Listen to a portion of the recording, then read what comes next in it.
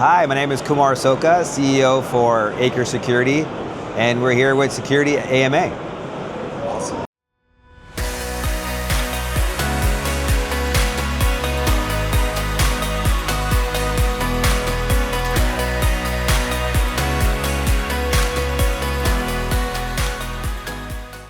Absolutely, this is a great question, and I love this question because I spent 15 years in an industry working for a company called Rockwell Automation, and manufacturing, interesting enough, is I would say 5 to 7 years ahead and moving to the cloud.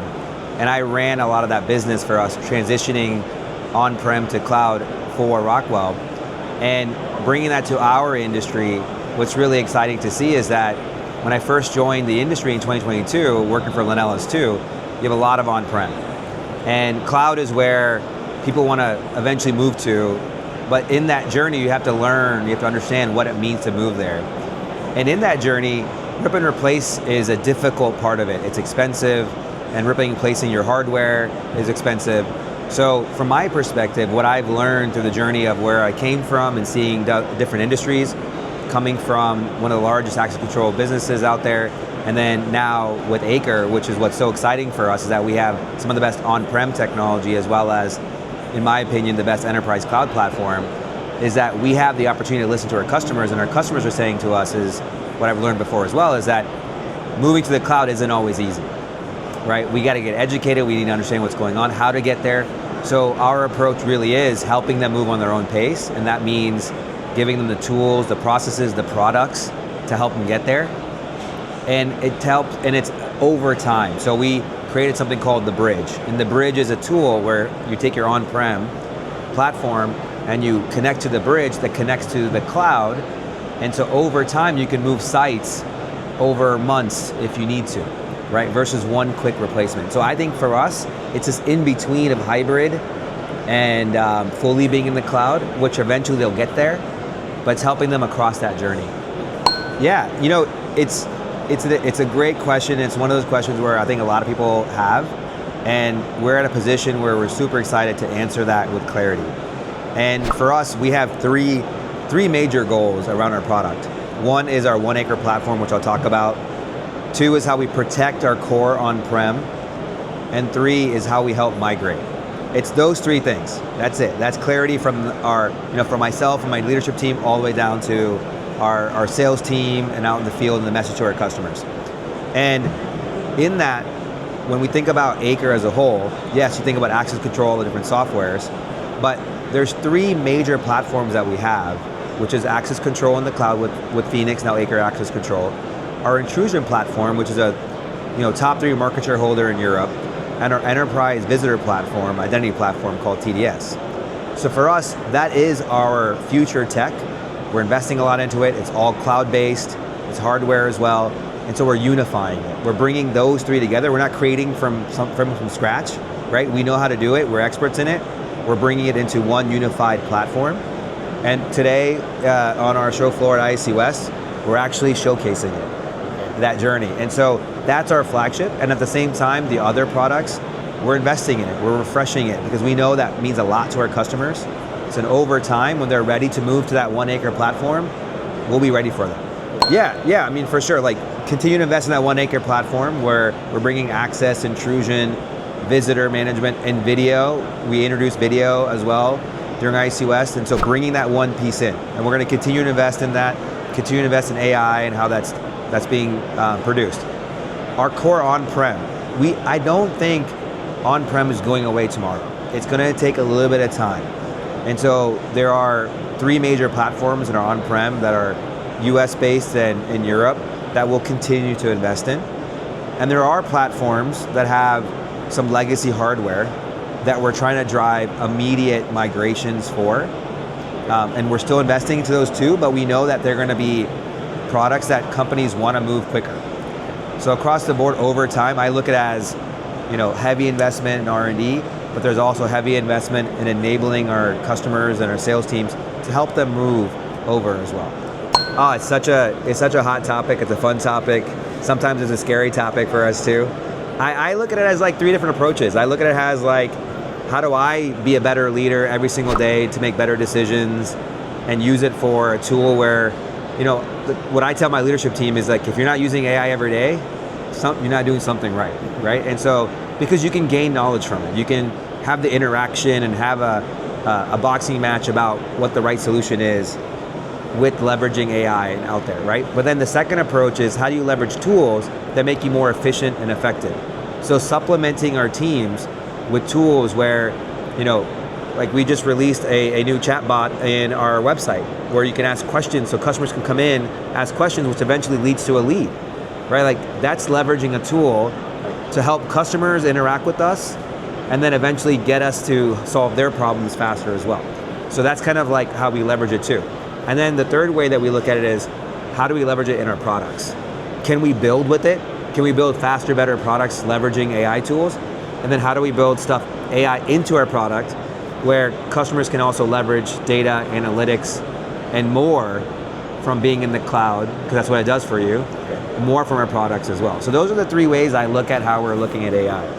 The amount of cybersecurity breaches and interactions and the threats is significantly increased, right? And you're seeing it every single day.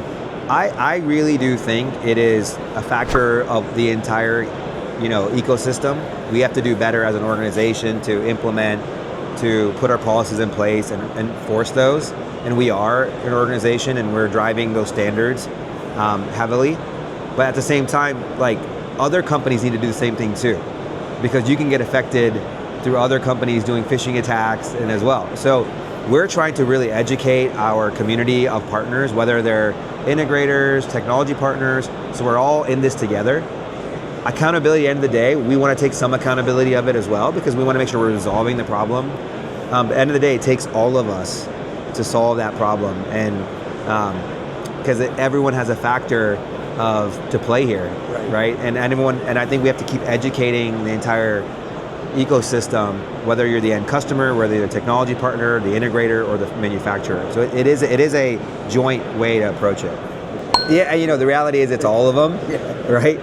But at the end of the day, I think for us, it's like in all three of those, because you can say it's all of them, right? But in all three of those, it's clarity, right? If we have I kind of started at that, our vision around our One Acre platform, our strategy around protecting our core, migrations, and our fourth actually is customer experience, ensuring we have the best customer experience.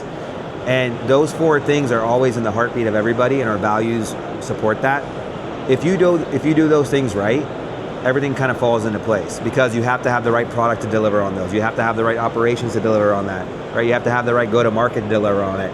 So clarity for what I'm driving through our organization, from my level all the way to our entire team, will support that. If we're all marching toward the same path, I think that's what I've learned in private equity is, like, to move quick is having clarity and collaboration and investing in our culture.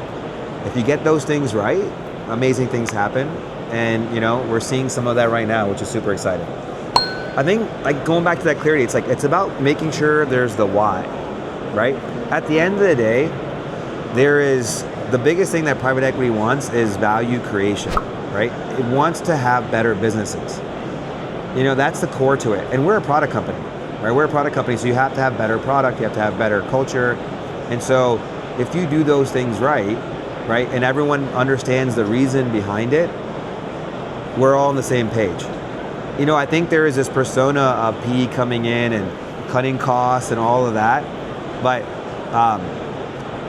that's not what eventually makes a great company, right? It's the combination of driving efficiencies, but also the combination of having a great culture in people, having a mindset where you're growing, being customer driven, and then having compassion for each other, which are our four values actually.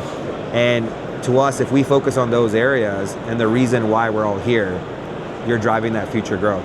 Even for me, when I joined, I kind of evaluate companies in three areas. I think about the impact that I can make to the company and to the industry. I think about the mission we're on, which is an amazing mission that our industry's in, right? Protecting people, places. Majority of our local business that we have in states are K through 12 and higher ed, right? That's a big deal, right? And so that mission never changes. And then the people you work around with. So those three things, and if you get those things right, you're driving a better business. And that's also what PEs want as well. I think customer feedback is what I learned. Okay. And the reason why I say that one is it's a privilege to go to Lenel S2 because it has one of the largest install bases out there. With that, you get the opportunity to listen to customers, the good stuff, the bad and the ugly, right? And if you listen to your customers and have that mindset and help them through that journey, you get the opportunity to do great things all over. And that's kind of what I learned, because like you have access to so many, and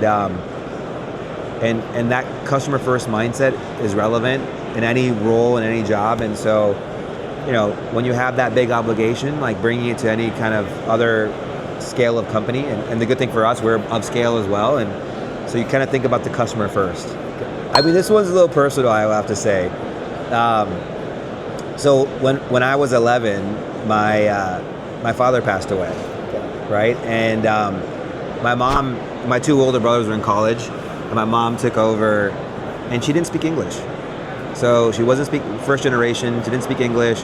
My dad passed away. It was a huge surprise to all of us. He was my hero. And one thing about my mom is that she has grit. She has, you know, she's scrappy. She was working 3-4 jobs. She instilled in me, like, we're gonna get out of this, and we're gonna work crazy hard to get out of this, and we're gonna do everything we can. And we're gonna support each other. We're gonna support our family. Our friend circle came in, and she never gave up. You know, she could have moved back to India with me, right, and been with our whole family, because our whole family is in India. But she said, no, I'm gonna do this with you. You're gonna have exactly what your brothers had. And she just told me and taught me straight grit. So eventually, my dad at 11 was my hero. Today, my hero is my mom. And so as a child, when you have that type of entrepreneurial mindset given to you at an early age, and that grit, it's like it was a blessing in disguise, to be honest. And that kind of changed me, and the reason why I'm here. It's amazing. Thank you so much, Kumar. Yeah.